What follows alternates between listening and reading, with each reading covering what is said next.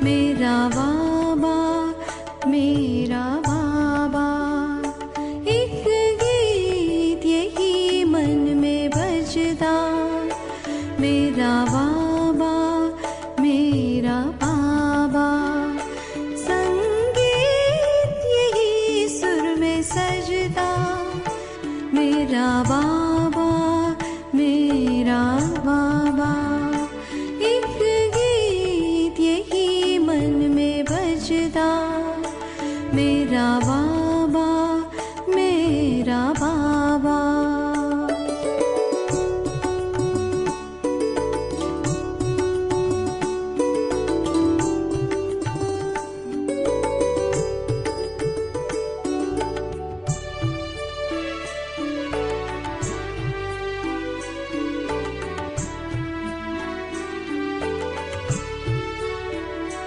जिन आँखों ने तुमको ढूंढा, उन आँखों में तुम आन बसे।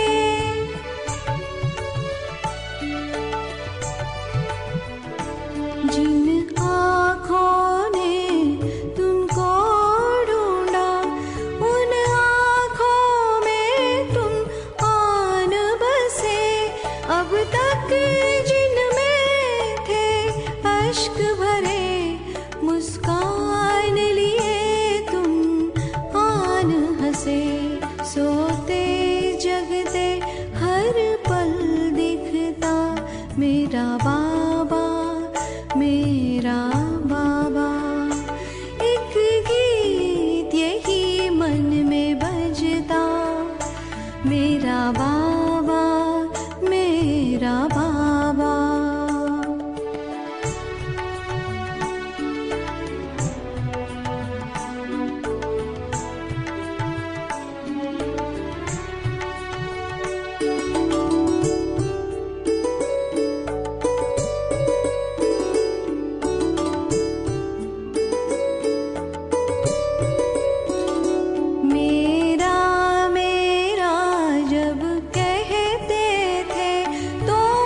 जग ये पराया सा था बना।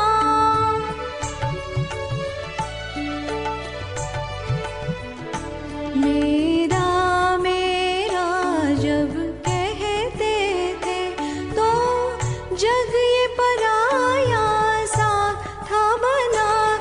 अब दिल ने कहा मेरा बाबा, तब हो गया ये सब जग अपना।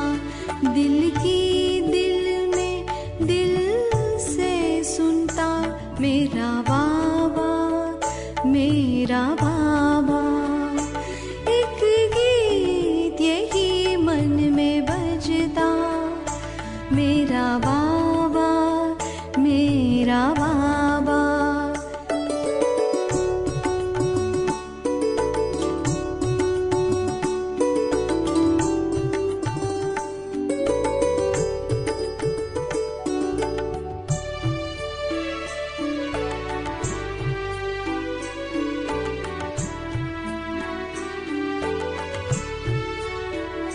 ये बोल बड़े अनमोल मिले, मन को मीठा मकरंद मिला।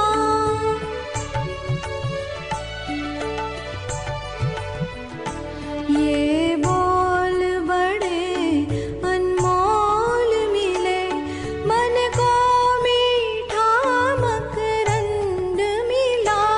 मिले पंख दिया खोल द्वार जो बंद मिला। ये मंत्र है जादू सा करता मेरा बाबा मेरा बाबा।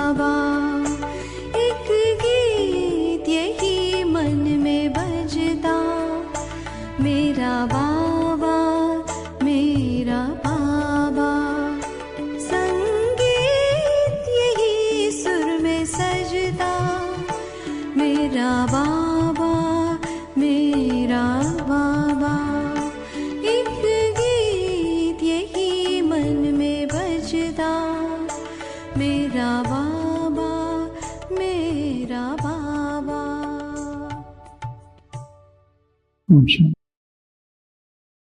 1865 इब्राहम लिंकन, जो कि अमेरिका के राष्ट्रपति थे, उनको मार दिया गया था। असैसिनेशन। 100 वर्ष इस घटना को पूरे हुए और अमेरिका ने सोचा कि देश का जो सबसे महान नेता था, सबसे महान जो पुरुष था, उसके उपलक्ष्य में कुछ किया जाए। वर्ष भर का आयोजन का निर्णय लिया गया और उस आयोजन में एक नाटक का प्रस्ताव था, जिसमें इब्राहम लिंकन के पूरे जीवन को दर्शाया जाए और ऐसे व्यक्ति को ढूंढा गया जो इब्राहम लिंकन जैसा दिखता है, ताकि वो इब्राहम लिंकन का पार्ट उस नाटक में अदा कर सके। बहुत ढूंढने के बाद एक व्यक्ति मिला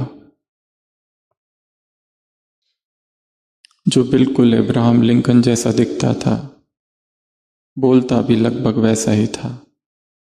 उसे और प्रशिक्षित किया गया। वर्ष भर वो नाटक हुआ। कभी कभी दिन में 2-2 शो।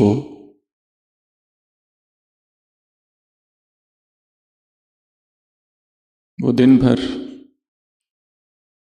वही वस्त्र पहन के रहता, वही सारे डायलॉग्स बोलता।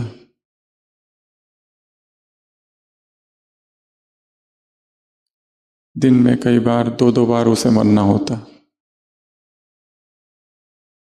क्योंकि मूल कहानी में अब्राहम लिंकन को मारा गया था।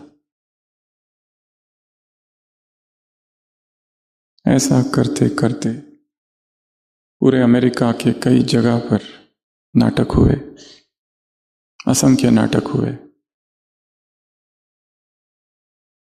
और फिर 1 वर्ष बाद ये सारे समारोह समाप्त हुए। परंतु ये सारे नाटक समाप्त होने के बाद भी वो व्यक्ति कहता है कि मैं अब्राहम लिंकन हूं। लोगों ने उसे समझाया, अभी नाटक पूरा हुआ। वो कहता है नाटक पूरा हुआ तो क्या हुआ, पर मैं तो अब्राहम लिंकन हूं।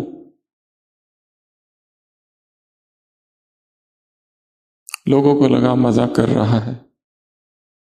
1 महीना, 2 महीना, 3 महीना वो अभी तक वही वस्त्र धारण किए हुए, अभी तक वही छड़ी लेके घूम रहा है और अभी तक उसके टोन भी वैसा ही है जैसा इब्राहम लिंकन था। वो वही घूम रहा है और सबको यही बताते फिर रहा है कि मैं इब्राहम लिंकन हूं। घर आया, उसकी पत्नी, उसके बच्चों को उसने इनकार कर दिया कि इन्हें मैं जानता नहीं, क्योंकि मैं तो इब्राहम लिंकन हूं। वो दिन रात उसी चिंतन में रहा था और 1 वर्ष तक उसी चिंतन में रहा था। अब it started becoming a serious concern. लोगों को लगा क्या किया जाए। चिकित्सकों के पास लेके गए उसको, मनोचिकित्सकों के पास लेके गए, परंतु कोई उसे ये कन्विंस नहीं कर पाया कि तुम इब्राहम लिंकन नहीं हो।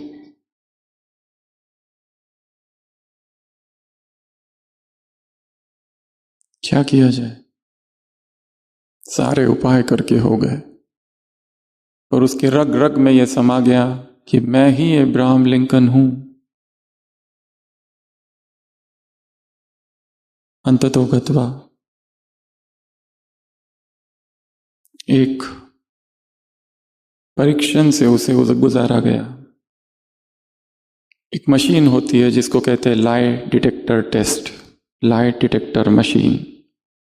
उस मशीन में आपको बिठाया जाता है और पहले सामान्य से प्रश्न पूछे जाते हैं। तुम कौन हो, स्त्री हो या पुरुष हो, तुम्हारा नाम क्या है, तुम कहाँ रहते हो, न्यूट्रल क्वेश्चंस। और प्रश्न पूछते पूछते अचानक वो प्रश्न पूछा जाता है जो मूल प्रश्न है। और यदि व्यक्ति ने झूठ बोला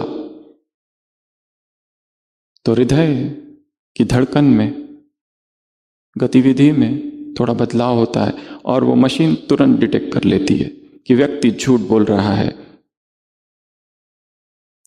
इसे कहते हैं lie detector test, lie detector machine.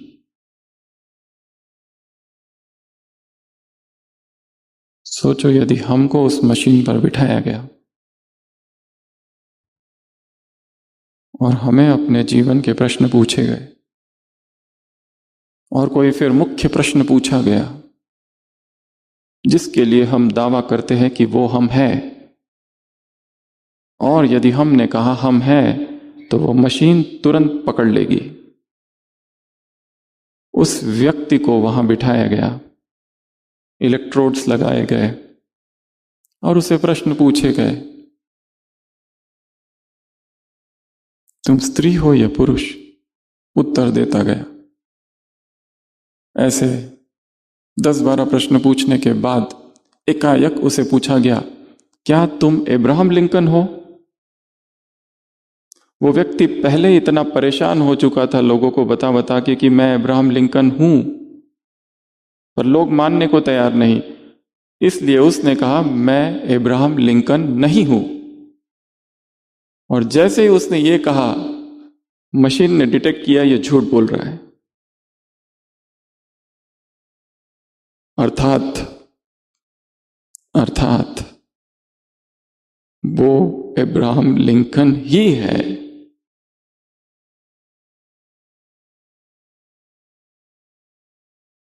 एक वर्ष तक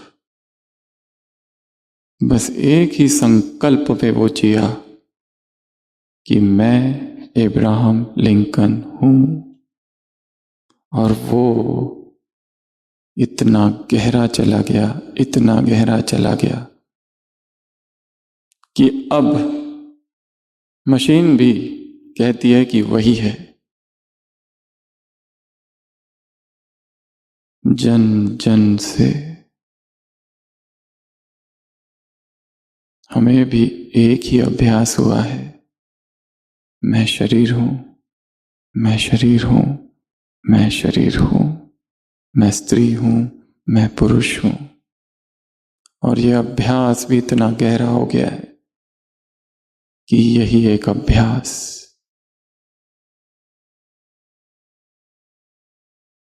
यही एक भाव, यही एक मान्यता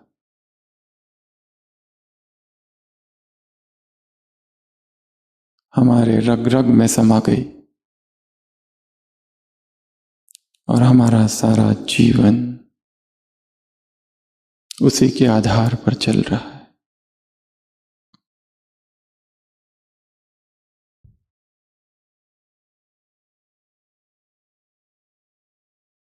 अब भगवान आया है, जो हम हिप्नोटाइज्ड हो गए थे, हमें डी हिप्नोटाइज्ड करने के लिए। सुबह की अव्यक्त वाणी एक बहुत शक्तिशाली वाक्य है समय के संबंध में। कौन सा? कौन सा?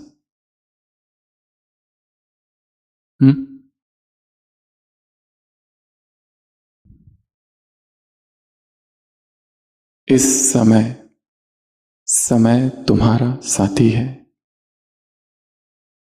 इस समय समय तुम्हारा साथी है।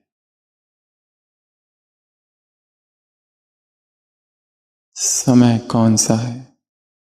जीवन का लक्ष्य क्या है? हम क्यों यहां हैं? स्वयं से बातें करनी है।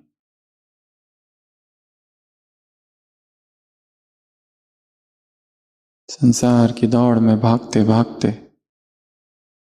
न मालूम कहाँ खो गए, या फिर जिसे हम सेवा समझ रहे हैं वो सेवा ही कहीं भार तो नहीं हो गया, वह सेवा ही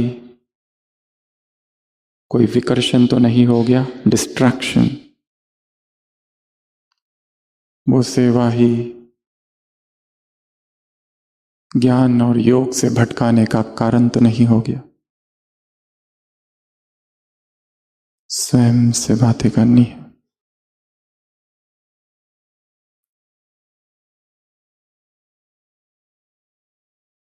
स्वयं को बहुत भाग्यशाली समझना है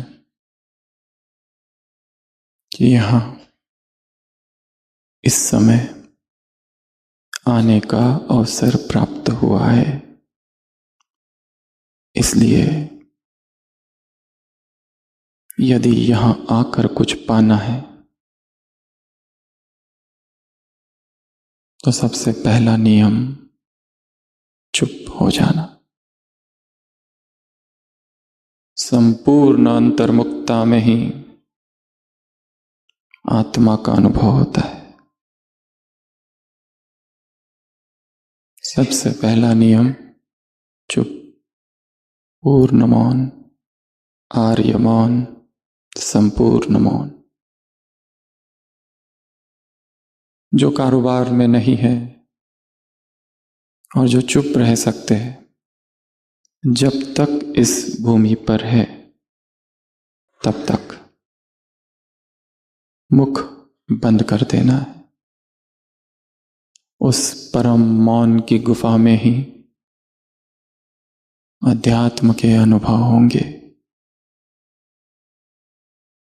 यहां आकर भी अगर सुबह से लेकर रात तक केवल बोलना और बाह्य मुक्ता के रस में ही है तो फिर यहां आना एक पिकनिक मात्र होगा। ऊपर ऊपर की थोड़ी थोड़ी सफाई होगी, भीतर गहरे में अंतःकरण में हम प्रवेश नहीं कर पाएंगे, क्योंकि कार्य तो सारा भीतर करना है। कितने घाव है जो अब तक भी नासूर हो चुके हैं, बह रहे हैं, रक्त बह रहा है। कितने अनहील्ड इमोशंस, कितनी कड़वाहट, कितना द्वंद्व जो भीतर चल रहा है, कैसे हम उसे देख पाएंगे। इसलिए दूसरे क्या कर रहे हैं उन सब बातों को बाजू में कर कर सोचो, ये भट्टी केवल मेरे लिए है और मेरे जीवन का ये एक टर्निंग पॉइंट बन जाए। ऐसा टर्निंग पॉइंट कि यहां आने से पहले तक का जीवन कुछ और था, यहां आने के बाद का जीवन कुछ और होगा। इसलिए मौन। दूसरा नियम, मोबाइल बंद, स्विच्ड ऑफ।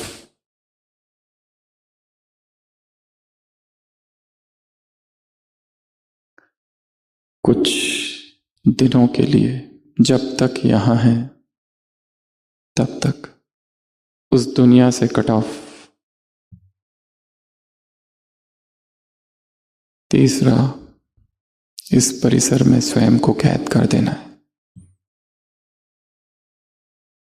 चौथा, नजर नीचे,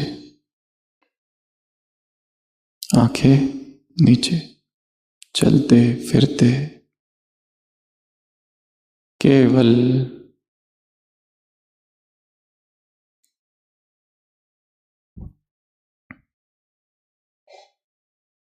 एक की याद, एक का स्मरण, शिवमयी स्थिति। यदि ये नहीं करते हैं तो यहां आकर अनुभव तो होगा शांति का, अशरीरीपन का, अच्छी अच्छी बातें सुनने को मिलेगी, परंतु वो कुछ दिनों के लिए रहेगी। 1 हफ्ता, 10 दिन, 1 मास, बस। फिर यहाँ आना केवल एक यादगार रह जाएगा दूसरों को सुनाने के लिए। यहाँ आए हैं तपस्या करने, यहाँ आए हैं योग की अग्नि में पिघलने।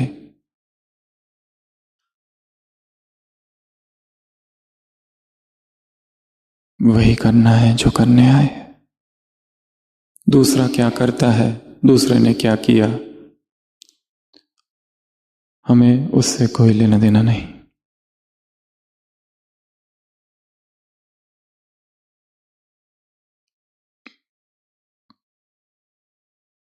सुबह से लेकर रात तक स्वयं में डूबे रहना है।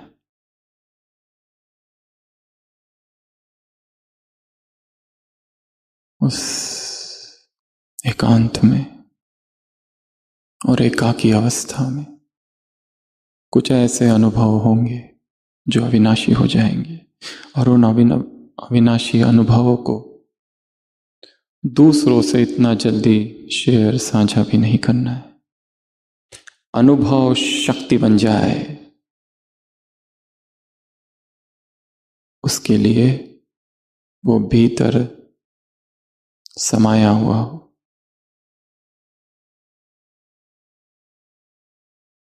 यहाँ बैठते बैठते सारे दिन भर कई सारी ज्ञान की बातें आप लोग सुन रहे होंगे,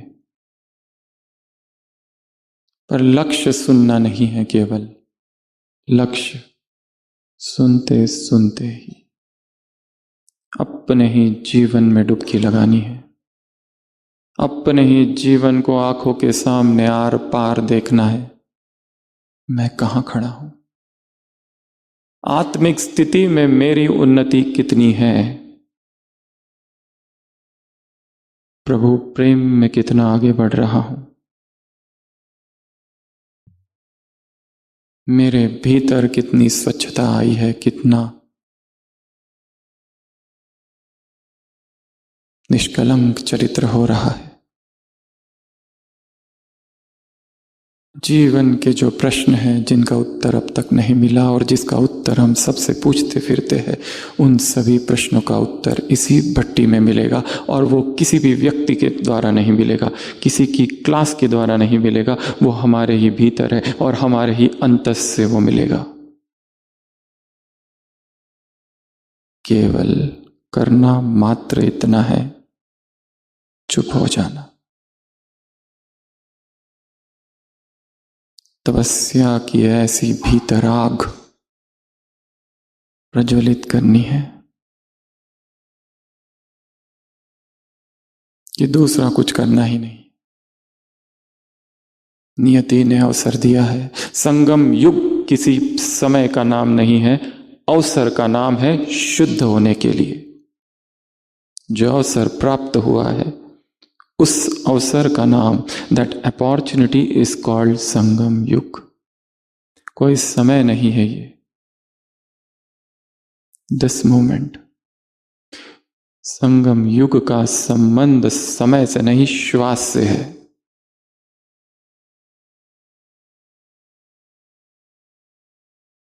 योग का संबंध क्रिया से नहीं, भीतर बह रहे मौन के प्रवाह से जुड़े रहने का। हर एक के भीतर एक मौन प्रवाह बह रहा है और हम उस प्रवाह से कटे हुए। क्यों? वाचा, बोल,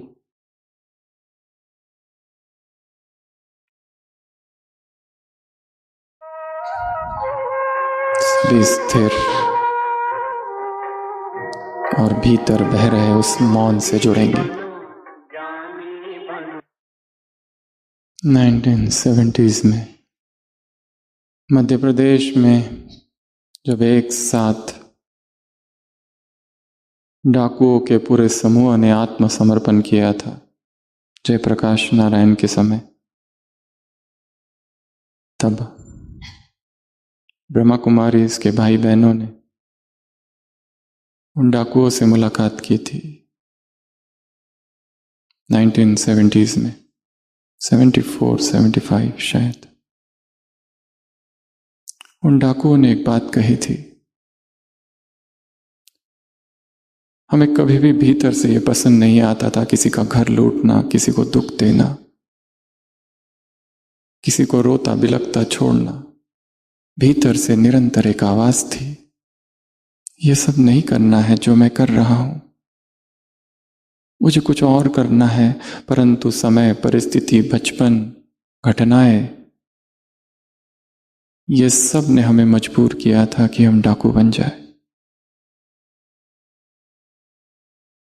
क्या ऐसा ही कहीं ना कहीं हमारे साथ भी नहीं है? हम भी चाहते हैं कि हम बहुत श्रेष्ठ पुरुषार्थ करें, बहुत ऊंचाई में जाए, उस परमात्मा प्रेम का गहराई से अनुभव करें। जितनी उस प्रेम की गहराई उतनी स्थिति की ऊंचाई।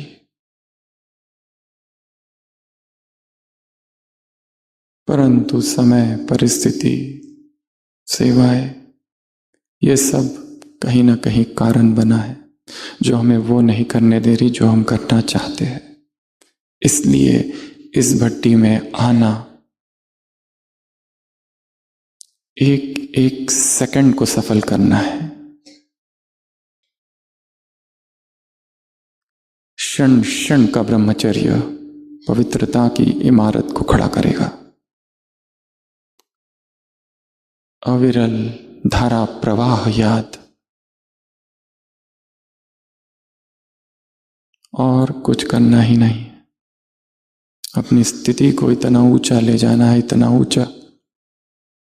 और जैसे ही हम किसी और को देखते हैं और कुछ बोलते हैं, जब जब किसी की निंदा करेंगे, अपमान करेंगे, घृणा के भाव, ईर्ष्या के भाव, आज की मुरली में कहा ईर्ष्या, जेलसी, दो बच्चे हैं क्रोध के,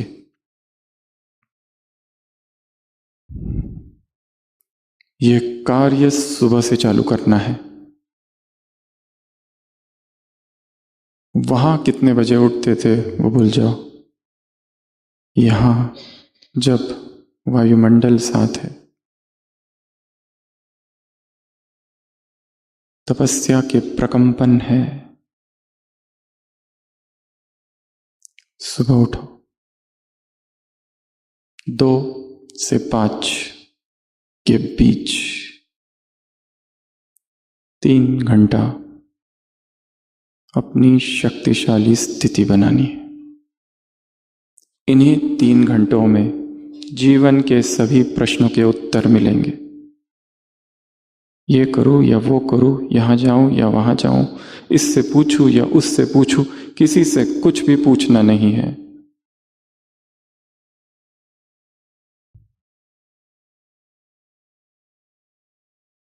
में हर एक में परमात्मा शक्तियां है। सुबह मुरली में कहा, अनाउंस करो दुनिया के सामने, हम परमात्मा बच्चे हैं। अनंत शक्तियां भीतर समाई हुई है। उन शक्तियों को देखना, अनुभव करना। तो जितना हो सके जल्दी सो जाना। 1:30 और 2 के बीच रात के सन्नाटे में, चाहे बारिश हो या तूफान हो, आलस की काली चादर को फाड़कर नींद विष की तरह लगे, सारे स्वप्न जहरीले लगे, बाजू करो, उठो।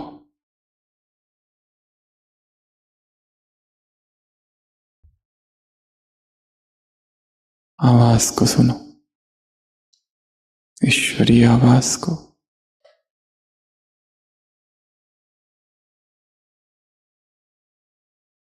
दिन भर वो आवाज धुंधली, दिखाई नहीं देती, सुनाई नहीं देती, समझ नहीं आती। वो समय है जब डायरेक्ट टचिंग होगी। डबल विदेशियों से मुलाकात, एक अव्यक्त वाणी है। डबल विदेशियों ने प्रश्न पूछा बाबा को, ये कैसे माने कि जो मुझे टच हो रहा है वो मेरी अपनी विचारधारा है या तुम्हारी टचिंग है? ये कैसे माने? लोग आते हैं मधुबन में, कहते हैं बाबा ने हमें टच कराया। वो वास्तव में बाबा की टचिंग कम, 99% वो स्वयं के ही विचारों का प्रोजेक्शन होता है। बाबा ने उत्तर दिया, अगर ये 3 बातें हैं तो समझना ये बाबा की टचिंग है। PSC, P powerful. जब भगवान की टचिंग होगी तो इतनी शक्तिशाली होगी कि मेरे जो विचार है, मेरी जो धारणाएं है, मेरी जो क्षमता है विचार की, उससे कई गुना अधिक शक्तिशाली वो होगा। वो विचार, वो संकल्प, अमृत वेले उठने वाला हर विचार, हर संकल्प परमात्मा उपहार है।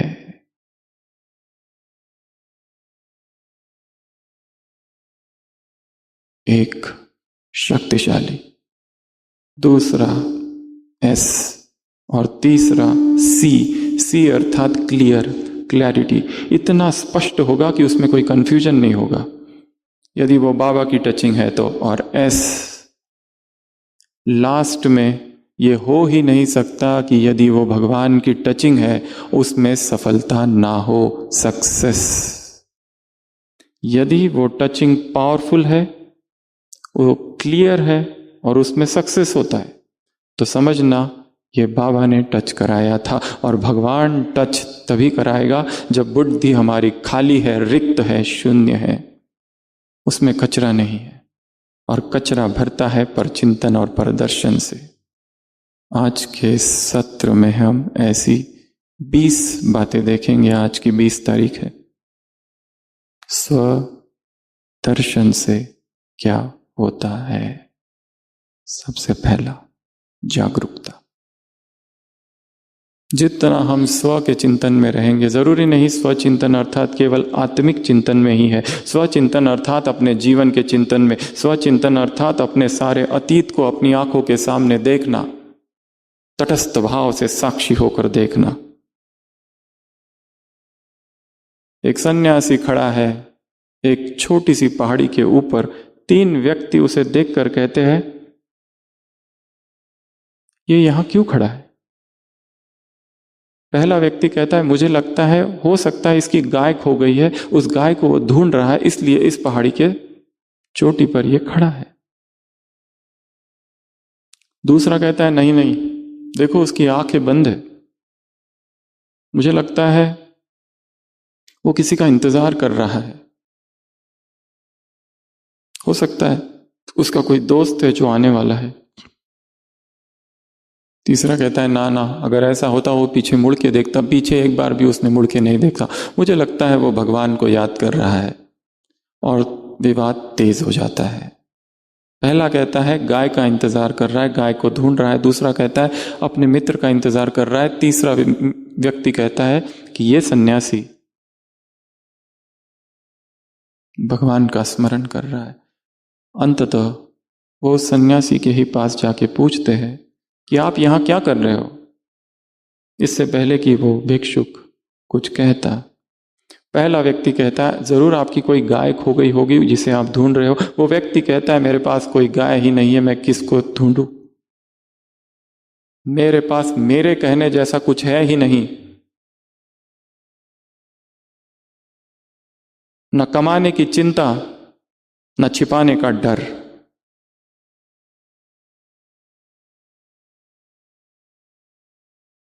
दूसरा व्यक्ति कहता है, जरूर आप अपने मित्र को ढूंढ रहे होंगे, इंतजार कर रहे होंगे।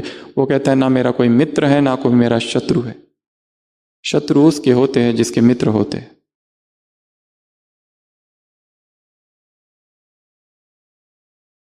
तीसरा व्यक्ति कहता, मैंने कहा था ना, जरूर आप भगवान को याद कर रहे होंगे। वो कहता है ना, मैं भगवान को याद नहीं कर रहा हूं। उसे पूछते फिर आप कर क्या रहे थे? वो कहता है मैं केवल खड़ा हूं, साक्षी हूं। I am just standing in awareness. वो तीनों व्यक्ति कहते हैं ये क्या है, हमें नहीं समझ आ रहा है, अर्थात क्या? वो व्यक्ति कह रहा है मैं केवल देख रहा हूं, साक्षी होकर, तटस्थ भाव से। एक साक्षी के तीन तल है। एक शरीर के साक्षी, कभी कभी बैठ जाओ 1 घंटा आंखें बंद करके, बिना हिले डुले, केवल ऊपर से लेकर नीचे तक शरीर को देखो क्या चल रहा है। हलचल नहीं, हलन चलन नहीं।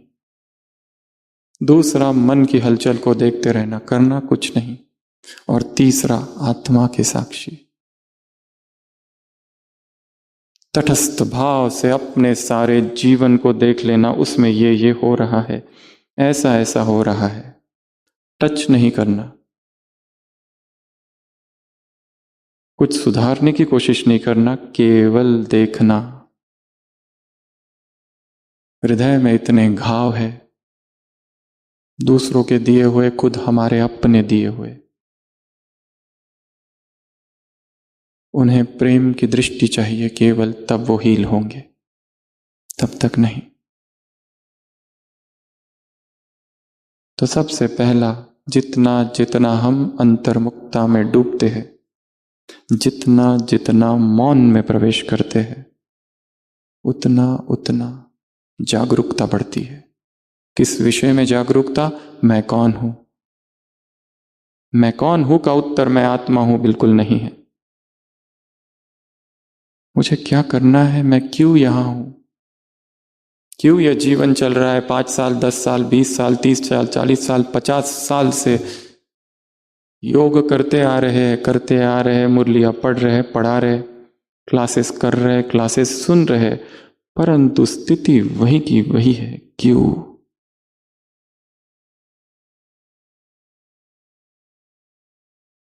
सब कुछ है, एक चीज छोड़कर, अनुभव। आज सुबह की मुरली में भी भक्तों ने देखा, तुमने अनुभव किया।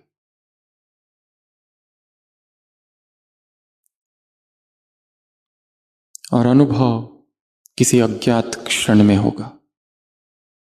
अध्यात्म में प्राप्ति पुरुषार्थ से कभी नहीं होती, अचानक, सडन, अनअवेयर्स। केवल हमें तैयार रहना है। हो सकता है वो क्रांति का पल अभी हो सकता है किसी के शब्द हमारे जीवन की उस 10 साल पुरानी कमजोरी को समाप्त कर दे। और वो शब्द कहीं से भी आ सकता है, छोटे से बालक से आ सकता है, किसी अज्ञात व्यक्ति से आ सकता है। हो सकता है कि वो यहां इस हॉल में बिल्कुल न मिले। केवल तैयार, सुबह से लेकर रात तक, आज भी, अभी से, जहां अभी बैठे हैं, वही संपूर्ण सजगता में बैठ जाओ। हो सकता है अचानक कहीं से कोई किरण उतर के आए और हमारे सबसे गहरे दुख को चीर दे, खत्म कर दे। एक नई अंडरस्टैंडिंग, एक नया उत्साह। सुबह कान्हा बाबा ने गिफ्ट दो उमंग उत्साह से, मन के उमंग से बाप को ये गिफ्ट दो। व्रत, क्रोध से मुक्त, व्यर्थ से मुक्त।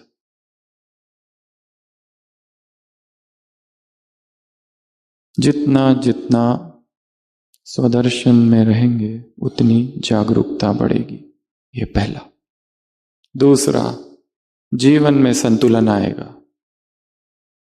एक तरफ सेवा, एक तरफ साधना, दो सुरों में जीवन जैसे बटा है। स्वदर्शन वो बांसुरी है जहां दोनों सुर संतुलित होते हैं। सेवा में भागते हैं तो साधना छूटती है, साधना में जाते हैं तो सेवा करने की इच्छा नहीं होती। क्या किया जाए? वो संतुलन कैसे आए? उसके लिए ये सुबह के 3 घंटा शक्तिशाली, चाहे बारिश होने दो, आंधी होने दो, तूफान होने दो, फैन है, फैन नहीं है, कूलर नहीं है, एसी है, एसी नहीं है, सुविधाएं है, सुविधाएं नहीं है, भगवान की पालना सुख सुविधाएं नहीं है, वो आज है कल नहीं रहेगी। भगवान की पालना हम किसको कहते हैं? यहां आए और बहुत पालना मिली, बहुत पालना मिली अर्थात क्या? अच्छा कमरा मिला, बहुत पालना मिली अर्थात क्या? खाने पीने को अच्छा मिला, वो पालना है क्या? इसको हम पालना कहते हैं? परमात्मा पालना अर्थात परमात्मा अनुभव। आत्मा शक्तिशाली तप से होती है, सुख सुविधाओं से नहीं। यहां तप करने आए हैं और जिसने मन ही मन ये संकल्प कर लिया है, संकल्प सृष्टि का बीज है।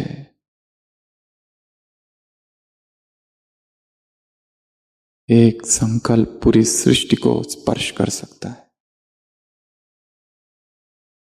कितनी सारी अव्यक्त वाणी है जिसमें बाबा ने केवल और केवल मनसा सेवा करने को कहा है, बाकी सब रखो बाजू में।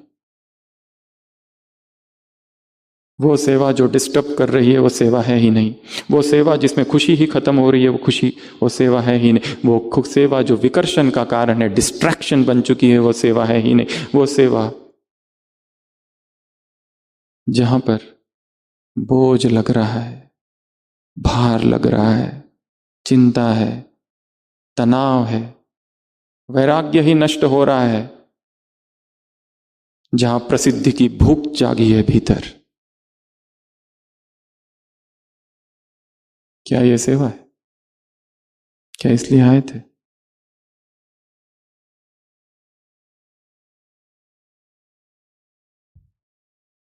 स्वदर्शन वो झरोका है जिससे हम स्व के अंदर झांकेंगे। क्यों अब तक भी अमृत वेला स्थिर नहीं हो पाया? स्वयं से प्रश्न पूछो। वो व्यक्ति दिन रात बस एक ही चिंतन में रहा, मैं अब्राहम लिंकन हूं, कि लाई डिटेक्टर मशीन को भी कहना पड़ा कि वही है। क्या मेरा और भगवान का रिश्ता इतना कमजोर है कि किसी को कॉल करना पड़ता है, किसी को उठाना पड़ता है, किसी ट्रैफिक कंट्रोल को लगाना पड़ता है, किसी अलार्म की जरूरत है, घड़ी की? इतने समय से चल रहे हैं, इतने वर्ष हो गए तपस्या कर रहे, इतने वर्षों से मुरलिया सुन रहे हैं, सुना रहे हैं, क्लास कर रहे, क्लास करा रहे, भट्टी कर रहे, भट्टी करा रहे, कितनी डायरिया भर दी, कितने टॉपिक्स पर भाषण कर लिए। क्यों?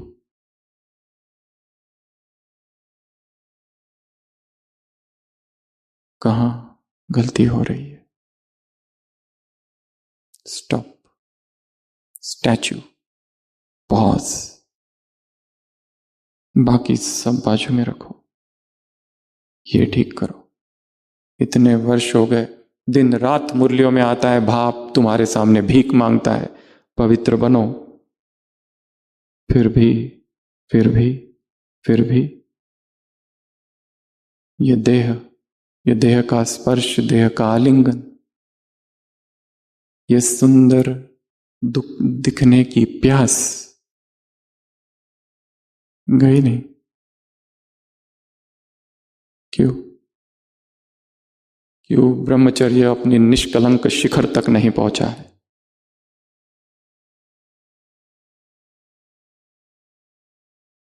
संतुलन।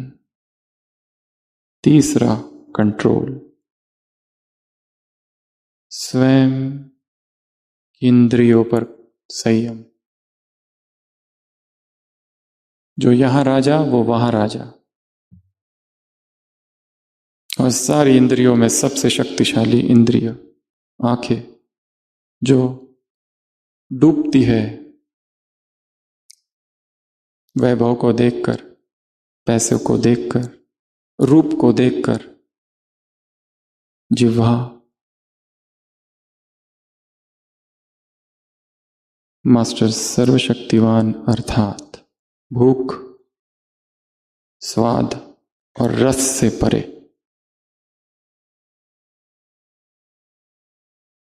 इस संसार का कोई भी रस हमें आकर्षित ना करे। ऐसी साधना हमने क्यों नहीं की? कंट्रोल, सभी इंद्रियों पर संयम। चौथा, विरक्ति, डिटैचमेंट। जितना जितना हम भीतर जाते जाएंगे, अभी अटैच्ड है, अपनी ही सेवाओं ने अटैच कर रखा है। जो जो क्रिएट किया उसको अटैच किया है, जो सेंटर बनाया उससे अटैच्ड, जिस कुमार कुमारी को तैयार किया उसको अटैच्ड, जो सेवाएं की उससे अटैच्ड, जो भाषण दिए उससे अटैच्ड। व्यक्ति का स्वभाव है कि जो वो निर्माण करता है उससे अटैच हो जाता है। बच्चों को तैयार किया, उनसे अटैच्ड। ये यात्रा अकेले की है।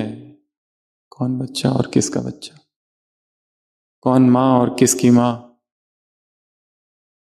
जीसस क्राइस्ट की माँ आती है, उसके साथ लोग बैठे हुए हैं। एक आके कहता है कि तुम्हारी माँ और तुम्हारे भाई तुम्हारा इंतजार कर रहे हैं। वो कहता है, हुज मदर, विच मदर?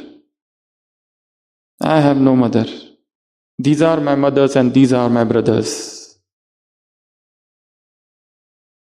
ये वो व्यक्ति कहता है जिसने कहा है लव इज गॉड, जिसके हृदय में इतनी करुणा है।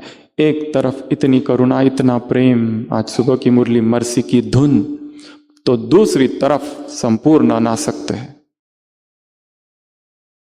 आंखें लौकिक संबंधों को नहीं देख रही है,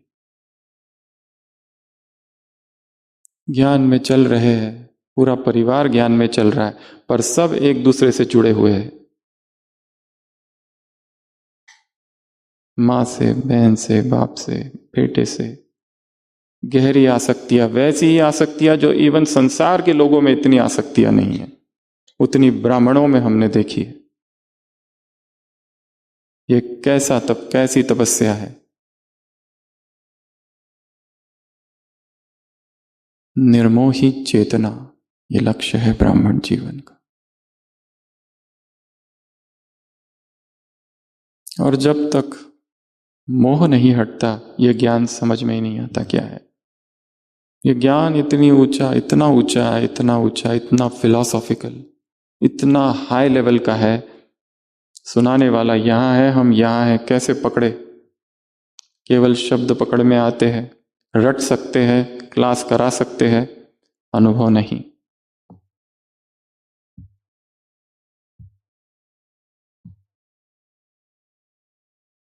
जितना स्व का दर्शन होगा उतना डिटैचमेंट आएगा, नहीं तो अटैचमेंट। काम को जितना आसान है, अटैचमेंट अध्यात्म के जीवन में सबसे बड़ी बाधा है।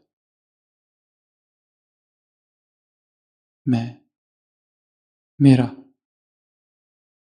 मेरी एरिया मुरलियों में आया है।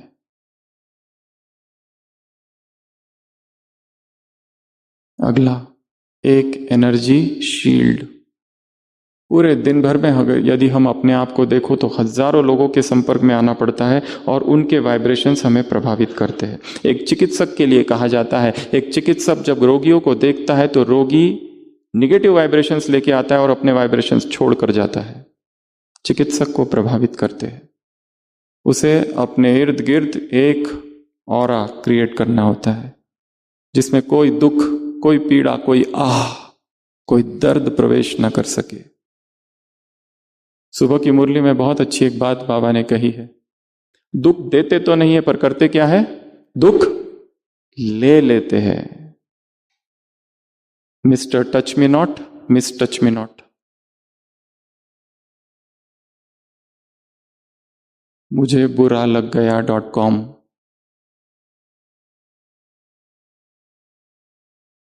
दर्द महल। पुराने जमाने में विष कन्याएं होती थी, अभी है आंसू कन्या, आंसू कुमार।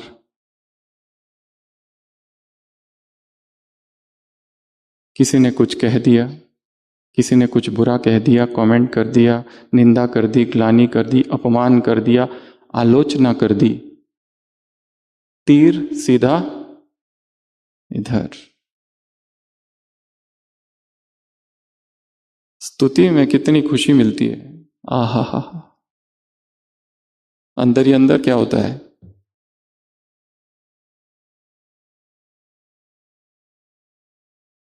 जिसे स्तुति में जितनी अधिक खुशी मिलती है, निंदा में वो उतना दुखी होगा।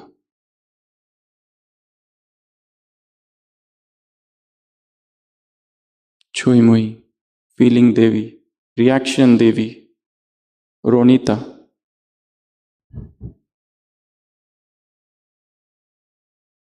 आंसू तो यहीं पे है,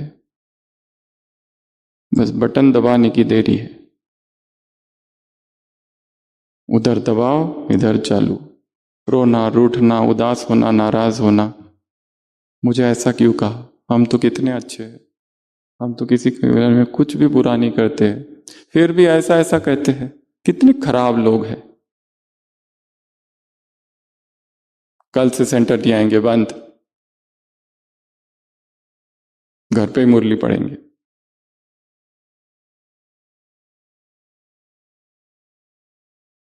एक एनर्जी शील्ड क्रिएट करनी है।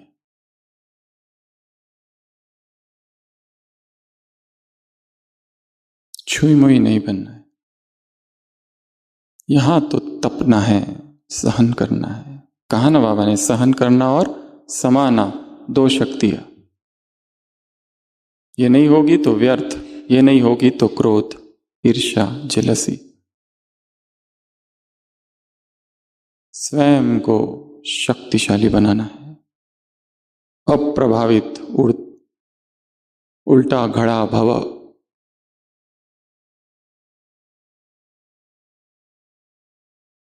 जो जितना अधिक सेंसिटिव रहता है, उसके लिए अध्यात्म का मार्ग उतना कठिन है।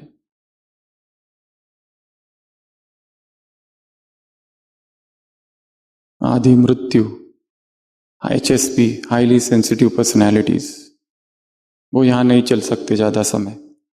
यहां तो सिक सिक झुक झुक मरमर, यहां तो ओखली में सर्दियां है तो मूसलों से क्या डर, बहुत सहना है।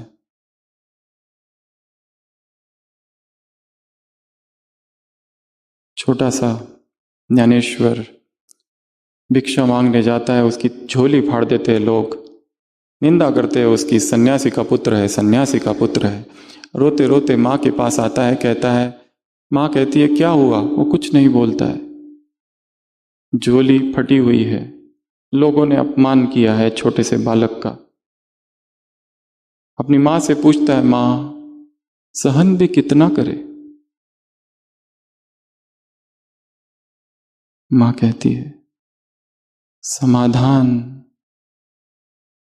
निश्चित से सहन करना भी तपश्चर्या ही है।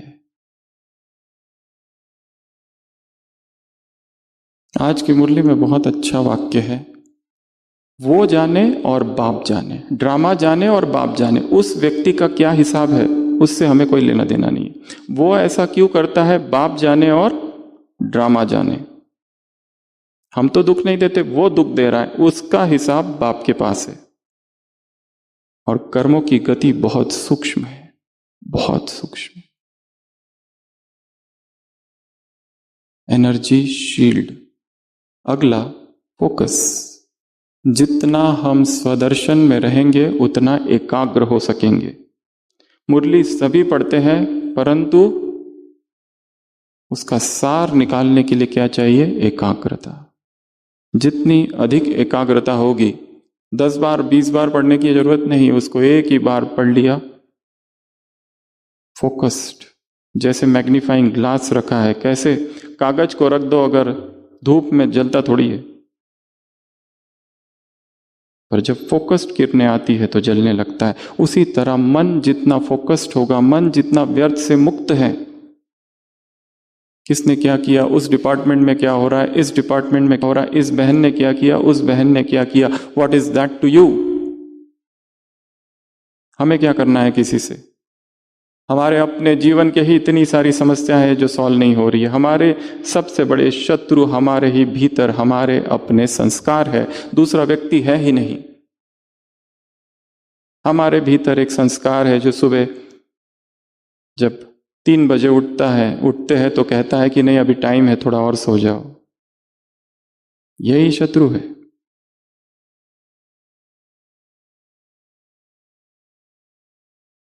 अमृत वेला माया की सुनाई हुई लोरी का नाम है सुस्ती।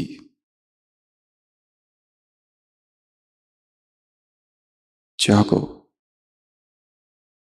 ये समय है जागरण का। तस्मात् जागृत जागृत। स्वामी विवेकानंद के जीवन में उदाहरण बताते हैं, श्री रामकृष्ण की मृत्यु हो गई, उसके बाद में वो सारे जो 12 लोग थे शिष्य असहाय हो गए, पता नहीं चल रहा है उनको क्या करना है क्या नहीं करना है। एक घर लेते हैं कलकत्ता और दक्षिणेश्वर के बीच, जो कि खंडहर है, जहां पर सांप और लोगों का कहना है भूत प्रेत है। वहां वो सारे तपस्वी सन्यासी 12 लोग रहते हैं और वहां की दिनचर्या का वर्णन अमेरिका के एक स्पीच में किया गया। We used to get up early in the morning at 3 o'clock and we were sunk in meditation till 4 p.m. 3 p.m. in the afternoon. हम सुबह सुबह उठ जाते थे सबके सब, सुबह 3 बजे से चालू करते थे जप और ध्यान, 3 बज जाता था, दोपहर के 4 बज जाते थे, उठने की इच्छा ही नहीं होती थी। जब उनका एक साथी था जो भोजन की व्यवस्था करता था, वो पकड़ के सबको लेके जाता था। ऐसी तप की आग थी, संसार का कुछ चाहिए ही नहीं, धधकता वैराग्य, नथिंग मीन्स नथिंग, सब व्यर्थ है, ये पैसे मिट्टी है। न पद चाहिए न पोजीशन चाहिए, कुछ नहीं चाहिए। Vanity of vanity, all is vanity. I hate this world, this dream, this nightmare. मुझे ये संसार नहीं चाहिए, दुस्वप्न है, with its fair faces and false hearts. ऊपर से दिल बहुत गोरे गोरे है, अंदर से खोटे है। With its howling righteousness on the surface and utter hollowness within. ऊपर से बहुत दिखावा है, अंदर से खोखलापन है। With its churches and blackguardism, with its chicanery, with its sanctified shopkeeping. व्यापार चल रहा है यहां पर। रिश्ते क्या है? व्यापार है, शॉपकीपिंग है। कौन सा रिश्ता और कैसा रिश्ता? I love you, you love me.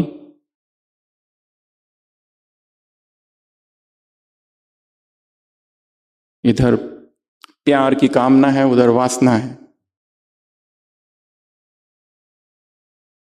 क्या ये प्रेम है?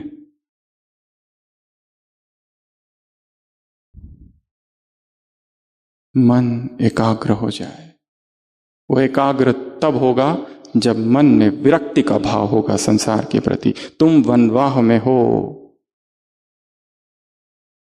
तुम वो नहीं कर सकते जो संसार के लोग कर रहे। जो संसार के लिए प्राप्ति है तुम्हारे लिए अप्राप्ति है, और तुम्हारे लिए जो प्राप्ति है संसार उसे क्या कहता है? अप्राप्ति। टाइम वेस्ट कर रहे हो ना यहां आकर। संसार के लोग तो यही कहेंगे 3 दिन में कितना पैसा कमा सकते हो उधर। जो यहां बैठे हैं, जो बिजनेस में होंगे, उनके लिए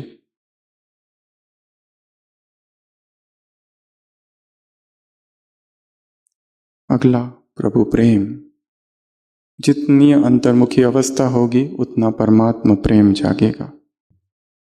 जितना बाह्यमुखी होंगे, व्यक्तियों से अटैचमेंट होगा, ये भाई अच्छा लगेगा, वो बहन अच्छी लगेगी, special brother, special sister, special rakhi, special टोली। अगला हीलिंग। हीलिंग जो है घाव है, वो कैसे हील होंगे? 10 साल पहले किसी ने हर्ट किया, आज तक भूले नहीं है उसको, ना ही उसको माफ किया है। रोज मिलता है, वो अच्छे से बातचीत करते हैं, दिन भर उसी के साथ है, परंतु भीतर गांठ बंधी है। अंत मन में गांठे ही गांठे। हम बीमार थे, देखने नहीं आया था, भूले नहीं है, भूलेंगे नहीं। पैसे मांगे थे, दिए नहीं, भूले नहीं है।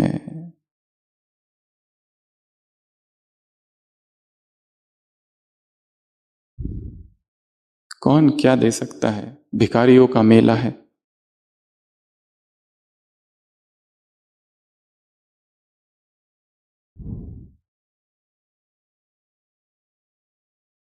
हीलिंग करनी है भीतर। हर योग का सेशन हीलिंग सेशन हो। जब तक यहां है, यहां से जाने से पहले पूरा स्वस्थ होकर जाने। मन मानसिक सभी रोगों से मुक्त। भीतर भय है, भीतर डर है। कैसा डर, कैसा भय? भगवान ने हाथ थामा है, भगवान साथी है,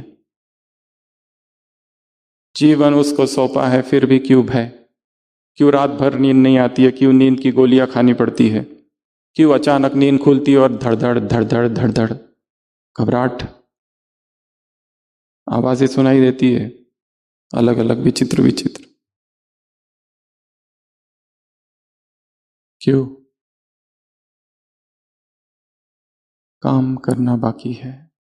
इसलिए बार बार कह रहे हैं, जब तक इस पावन भूमि में है, अपने ध्यान को बाहर से हटा देना है। बाहर सब कुछ होते रहेगा, भोजन होते रहेगा, सौगातें मिलती रहेगी, अनाउंसमेंट होती रहेगी, बहुत सारी चीजें होती रहेगी, सब होते रहने दो, पर भीतर निरंतर एक प्रवाह, धुन। मुझे स्थिर होना है।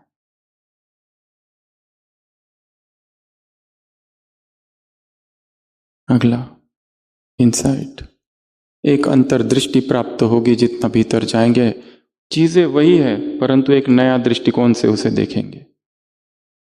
परिस्थिति वही है, पर अभी दूर आ गए है। ये घर था आपका, आप यहां हो, ऊंचाई पर हो। यहां से जब उसी परिस्थिति को देखते हैं, तो एक नया डायमेंशन दिखाई देता है, एक नया आयाम, जो वहां बैठ के नहीं दिख रहा था। और यहां एक संगठित ऊर्जा चल रही है। योग का बना बनाया वातावरण है। भट्टियों के ग्रुप आ रहे जा रहे, ज्वाला भवन में बैठे हो।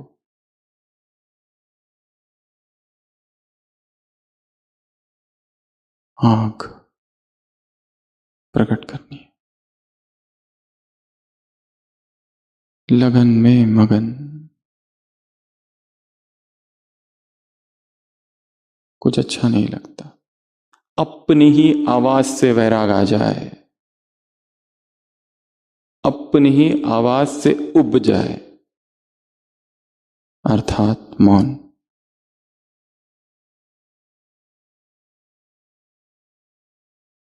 कोई एक लाइन ले लो, कोई एक वाक्य ले लो, चाहे किसी क्लास का या मुरली का, उस एक लाइन को पकड़ो और उसकी गहराई में जाओ। कोई एक शब्द ले लो, उसकी गहराई में जाओ। सुबह की मुरली पवित्रता, दृष्टि, वृत्ति, कृति। सुबह की मुरली पवित्रता, अर्थात हर चीज में पवित्रता, संसार में संस्कार में। वो है व्रत। एक व्रत लिया है कि चारों का लिया है? एक जन्म का लिया है कि 21 जन्म को लिया है? कच्चा लिया है या पक्का लिया है? बाबा ने प्रश्न पूछा है। कैसा लिया है सबने? ऐसे करो, ऐसे। अब ये दूसरी अंगली ऐसे करो, सच्ची मुच्ची वाला व्रत। कौन सा वाला? सच्ची मुच्ची वाला। बोलो एक बार, सच्ची मुच्ची वाला व्रत लेना है, पक्का, एकदम पक्के में पक्का।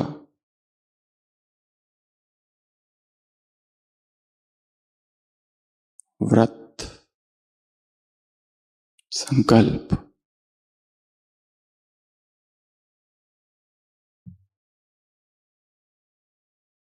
अगला, जजमेंट से हमें फ्री हो जाना है।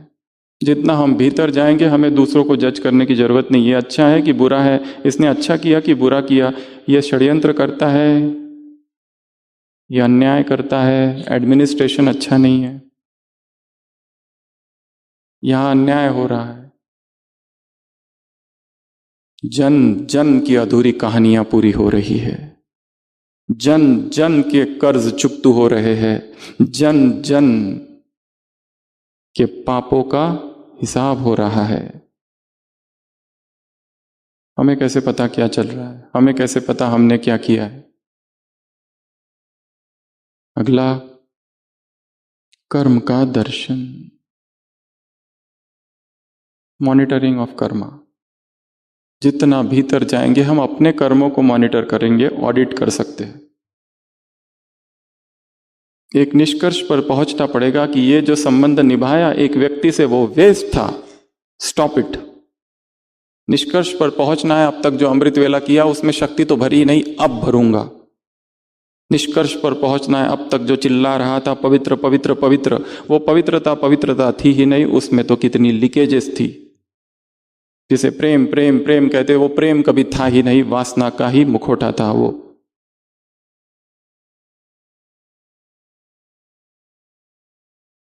अगला, लाइटनेस। जितना भीतर जाएंगे हल्कापन आते जाएगा। 10 साल से बोझ लेके घूम रहे, अदृश्य बोझ, संबंध का, सेवा का, लड़खड़ाते पुरुषार्थी का, उतार दो। बाबा ने कहा है अब तुम्हारे पुरुषार्थ की भी चिंता बाप पर छोड़ दो।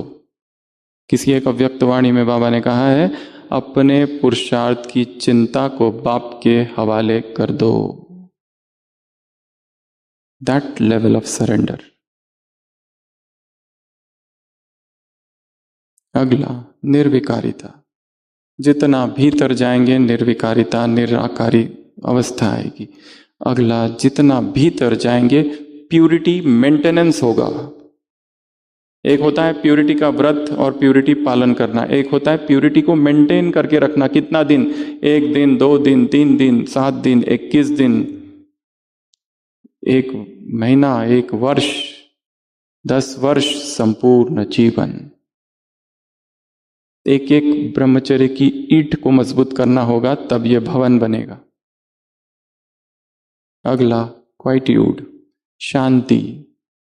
जितना भीतर जाएंगे मन शांत होगा। नहीं तो कोर्स कराने वाले जिनको कोर्स करा रहे उससे ज्यादा अशांत है। ऐसा क्यों? अगला, रियलाइजेशन। अगर गहरी अनुभूति चाहिए तो गहरे में उतरना होगा। ऊपर ऊपर से सफाई हो जाएगी। किसी ने घर की सफाई कर दी ऊपर ऊपर से, पर भीतर अंदर मैल है, किसी कोने में कचरा है, तहखाना है। मन हमारा एक तहखाने जैसा है, अंधकार है जिसकी सफाई करनी है। अगला, सोल कॉन्शियस विजन। जितना हम अंतर्मुखी रहेंगे, स्वदर्शन योग में रहेंगे, उतना हम दूसरों को आत्मा देख सकेंगे। नहीं तो हमेशा ध्यान किसी के चेहरे पर जाता है, कोई सुंदर असुंदर, काला गोरा।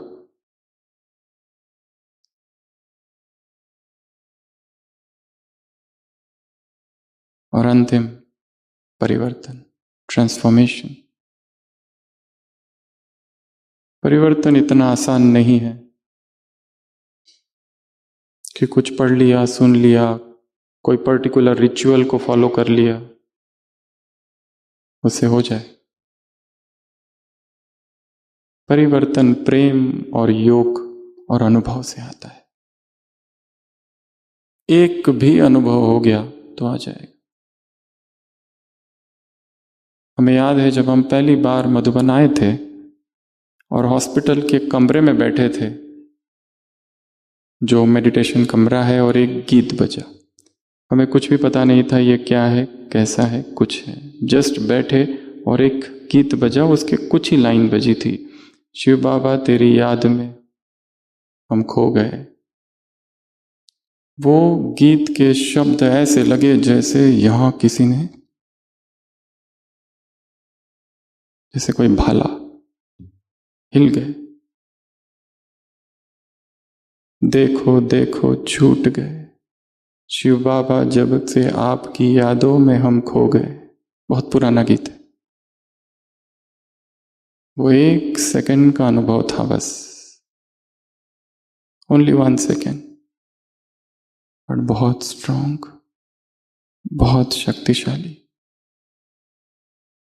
और वो अज्ञात क्षणों में हो जाते अपने आप, परंतु वो भूमि वैराग्य की थी, तब की थी। तो सभी स्थिर बैठेंगे एकाग्र होकर। पेन, पेंसिल, डायरी सब कुछ बाजू में।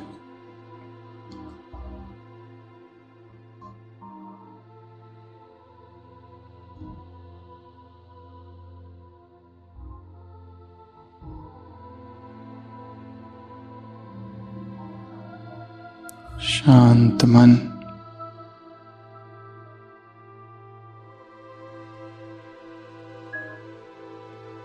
अव्यक्त वायुमंडल,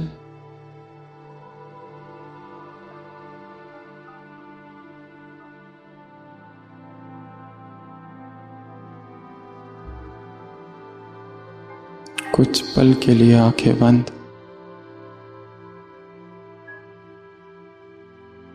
और अपने जीवन की संपूर्ण यात्रा को देखेंगे।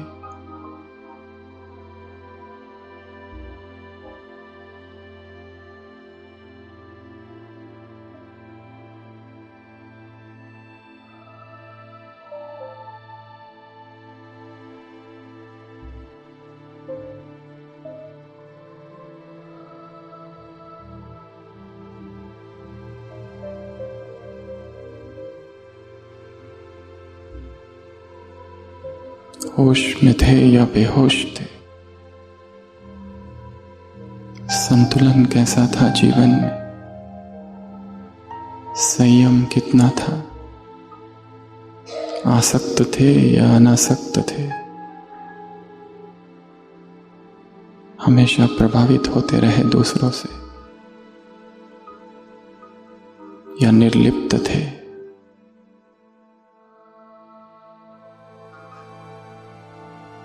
मुरली सुनते समय, पढ़ते समय एकाग्रता कैसी थी।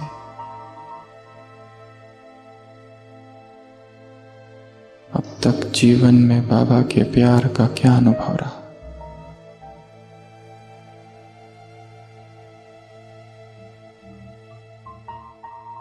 कौन से घाव भीतर है जिन्हें अभी तक हम भूल नहीं पाए।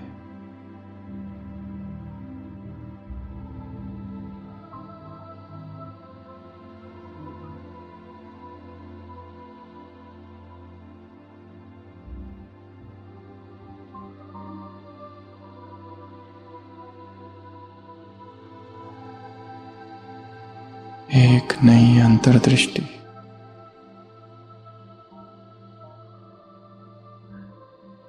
मुझे किसी को जज नहीं करना,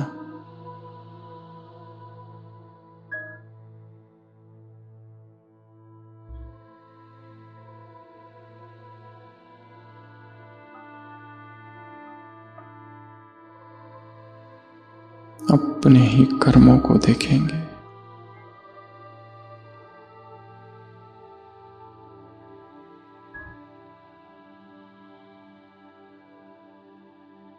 कौन सा बोझ सिर पर लेके घूम रहा हूं।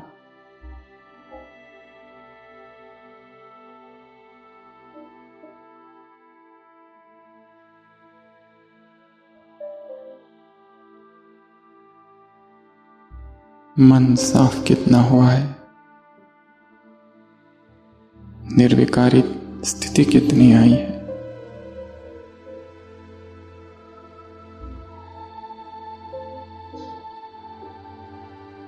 अपने मूल ओरिजिनल संस्कार में कितना समय रहता हूं।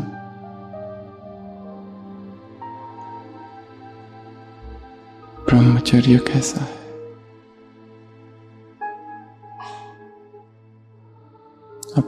के जीवन में गहरी अनुभूतियां कब कब हुई।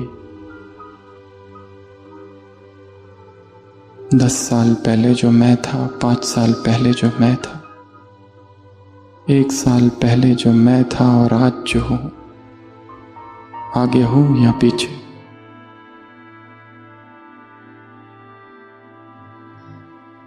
स्वयं से बातें। आंखें खोलेंगे और बाबा को देखते हुए अपना सर्वस्व उसके सामने अर्पित कर देंगे। बाबा कुर्बान कुर्बान कुर्बान। अपने ही मन में 3 बार ये शब्द रिपीट करेंगे। मेरा सर्वस्व तेरे लिए, मेरे पुरुषार्थ की चिंता भी मैं तुमको सौंपता हूं।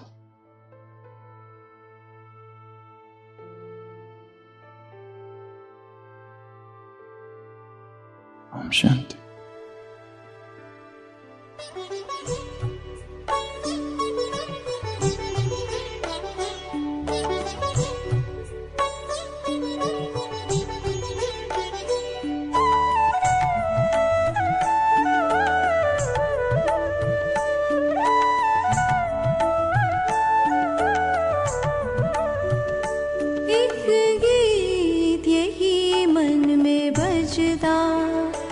मेरा बाबा, मेरा बाबा, एक गीत यही मन में बजदा।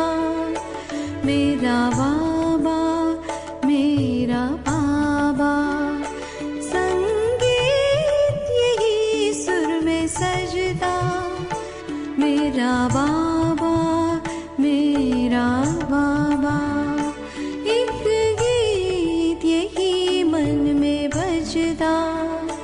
मेरा बाबा, मेरा बाबा।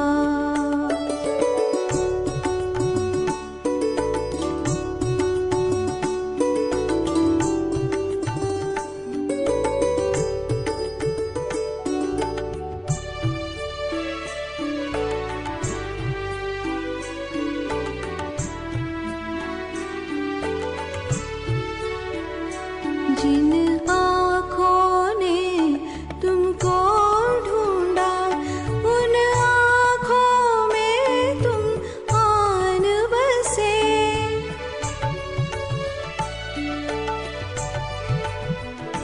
जिन आँखों ने तुमको ढूंढा, उन आँखों में तुम आन बसे। अब तक अश्क भरे मुस्कान लिए तुम आन हंसे।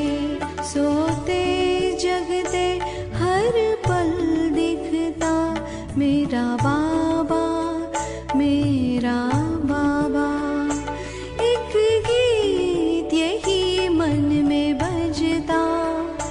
मेरा बाबा, मेरा बाबा।